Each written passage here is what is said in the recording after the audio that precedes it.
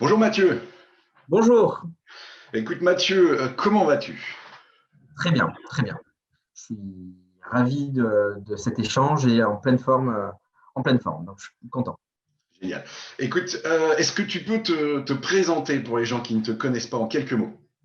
Alors bonjour, Mathieu Capionneau, moi je suis expert comptable et commissaire aux comptes du groupe CRO Ficorec, donc membre du réseau CRO et le représentant dans la région sud de ce réseau-là. Excellent.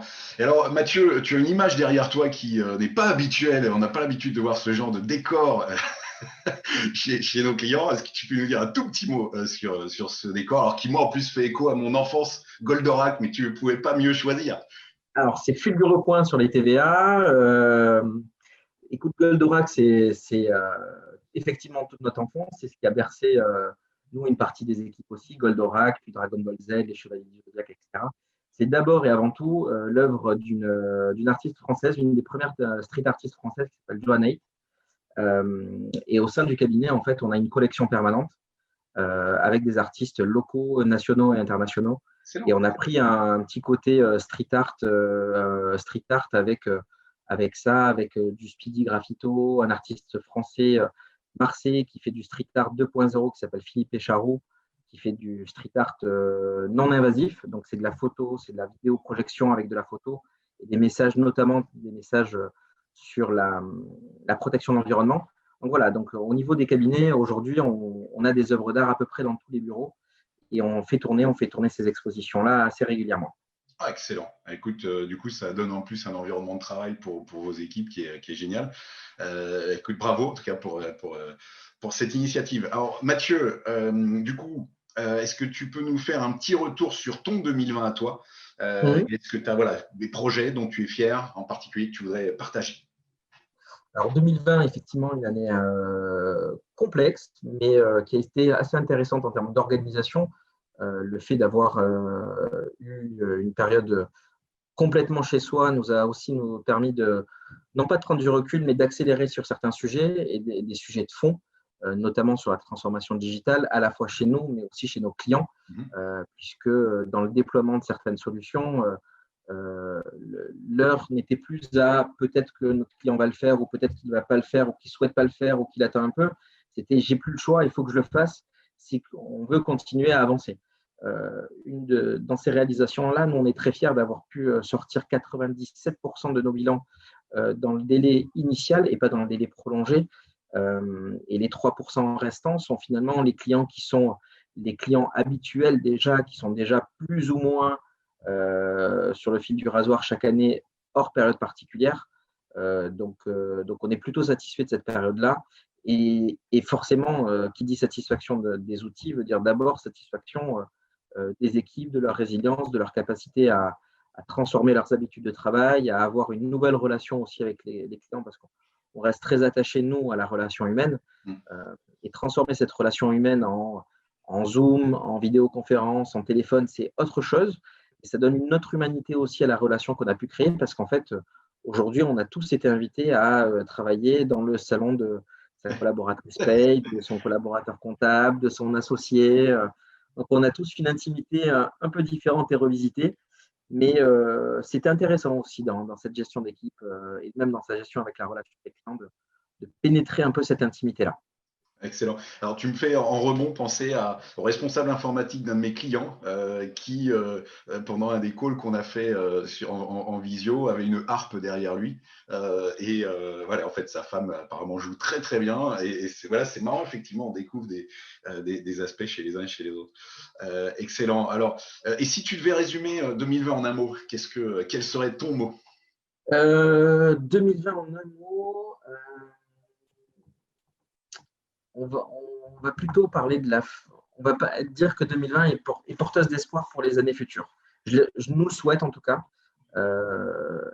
C'est effectivement une année qui a été très complexe, sur laquelle on a vu apparaître des nouveaux modèles, ou en tout cas l'accélération de certains modèles. On a vu l'adoption aussi de nouvelles pratiques. Évidemment qu'il faut qu'on pense à nos clients commerçants, artisans qui travaillent dans l'événementiel, mais on voit aussi également apparaître des nouvelles formes d'entreprise, des nouvelles formes d'organisation.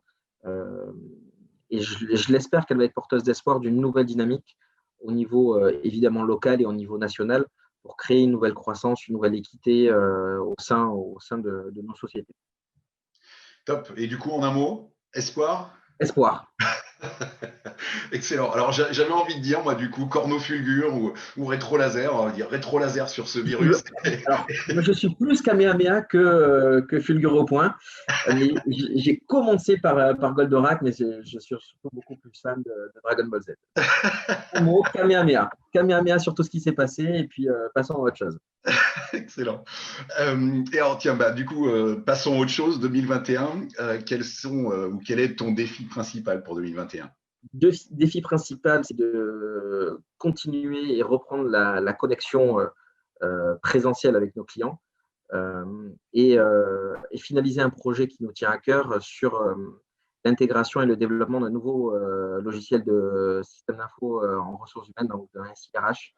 On souhaite aller beaucoup plus loin aujourd'hui dans notre approche, dans le onboarding, dans le premier jour, la première semaine, le premier mois, la première année, et la projection qu'on peut avoir avec nos collaborateurs. Aujourd'hui, on a quelque chose qui est écrit et qui a été mis à jour depuis quelques années, puisqu'on était porteur d'un projet en 2012 au niveau européen qui s'appelle le projet CRÉÉ. Donc, comment développer une GPEC au sein de cabinets de 0 à 200 collaborateurs. Et on a envie de la passer à une étape supérieure. Donc, c'est quelque chose sur lequel on est en train de travailler avec un cahier des charges. Et on espère boucler ce projet-là pour 2021. Du coup.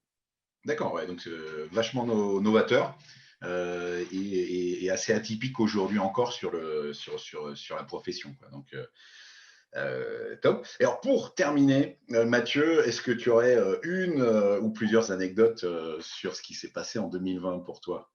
Alors, en 2020, effectivement, on a tous vécu ce premier confinement. On a fait beaucoup de choses. Entre le premier et le deuxième, on s'est pas mal amusé.